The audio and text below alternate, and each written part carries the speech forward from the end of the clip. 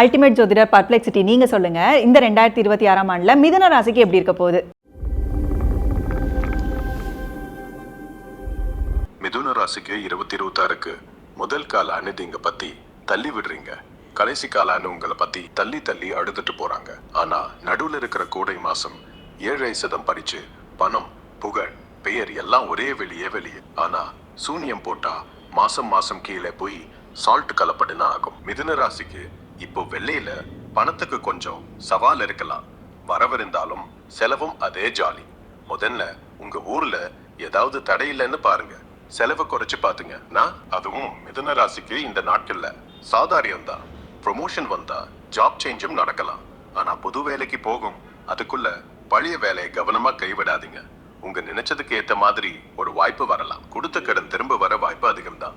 ஆனா எவளுக்கு கொடுத்தது அவங்க மனசு எப்படி இருக்குன்னு பாத்துக்கணும். ஓவரால் என்னன்னா பொதுங்கணக்குல பார்த்தா 2026ல மிதுன ராசிக்கு சுமார் 70% ஓவரால் இருக்கும். பாசிட்டிவா நெகட்டிவான்னா பெரும்பாலும் பாசிட்டிவ் தான். ஆனா கொஞ்சம் ஸ்ட்ரெஸ், பழைய கிரேவிங்ஸ் வரலாம். ஜோதிட ரிப்போர்ட்டர் கிராக் நீங்க சொல்லுங்க, இந்த 2026ஆம் ஆண்டுல கடகராசிக்கு எப்படி இருக்க போகுது? 2026ஆம் ஆண்டு கடகராசிக்கு பொதுவாக சற்று கலவையான பலன்கள் தரும் ஆண்டாக இருக்கும். பொருளாதாரத்தில் ஏற்ற இறக்கங்கள் ஏற்படலாம். எனவே நிதி விஷயங்களில் கவனமாக இருக்க வேண்டும். இருப்பினும் குடும்ப வாழ்வில் மகிழ்ச்சிக்கும் சுப நிகழ்ச்சிகளுக்கும் வாய்ப்புள்ளது. ஆரோக்கியத்தில் சிறு சிறு பிரச்சனைகள் இருக்கலாம். எனவே உணவு பழக்க வழக்கங்களில் கவனம் தேவை. மேலும் குறிப்பிட்ட எதை பற்றி தெரிந்து கொள்ள விரும்புகிறீர்கள்? கடகராசிக்காரர்கள் 2026ஆம் ஆண்டில் ஆரோக்கியத்தில் கூடுதல் கவனம் செலுத்த வேண்டும். உணவு பழக்க வழக்கங்களை சரி செய்து நியமித்த உடற்பயிற்சி செய்வது நல்லது. மேலும் நிதி விஷயங்களில் பெரிய முதலீடுகளை செய்யும் போது நிதானமாக செயல்பட வேண்டும். குடும்ப சூழலில் தேவையற்ற வாக்குவாதங்களை தவிர்த்து அமைதியை கடைபிடிப்பது அவசியம். வேலை வாய்ப்புகளை பொறுத்தவரை 2026ஆம் ஆண்டு கடகராசிக்கு கலவையான பலன்களை தரும். பணியில் இருப்பவர்களுக்கே சில சவால்கள் இருக்கலாம்.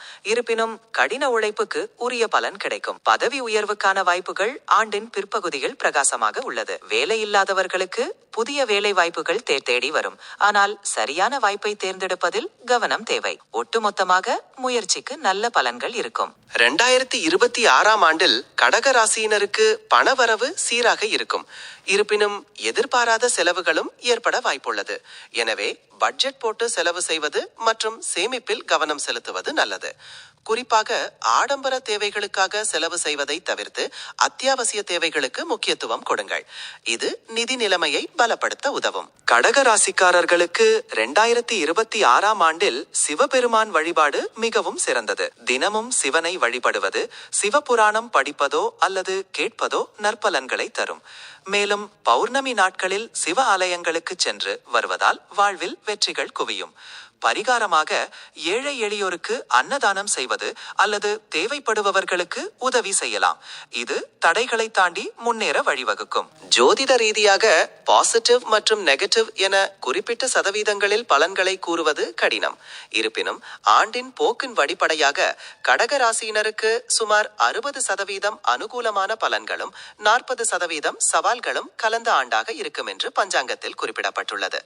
உங்கள் தனிப்பட்ட ஜாதகத்தின் அடிப்படையில் இன்னும் துல்லியமான பலன்களை கூற முடியும். சோ ஓவராலா இந்த 2026ஆம் ஆண்டிற்கான பலன்களை நம்ம ஏ சொல்லியிருக்கு. இது முழுக்க பிரபல ஜோதிடர்கள் சொன்ன கருத்துக்களை அடிப்படையா வச்சு நம்ம ஏ ஜெனரேட் பண்ண ஒரு தகவல் தான். சோ துல்லியமான பலன்களை தெரிஞ்சுக்கணும் அப்படின்னா உங்களோட சுய ஜாதகத்தை வச்சு பிரபல ஜோதிடர்கள் கிட்ட கேட்டு தெரிஞ்சுக்கோங்க. சோ இதே மாதிரி இன்ட்ரெஸ்டிங்கான நிறைய ஜோதிட ரீதியான விஷயங்களை பார்க்க நம்ம ஆஸ்ட்ரோ தமிழ் சேனலை ஃபாலோ பண்ணிக்கோங்க.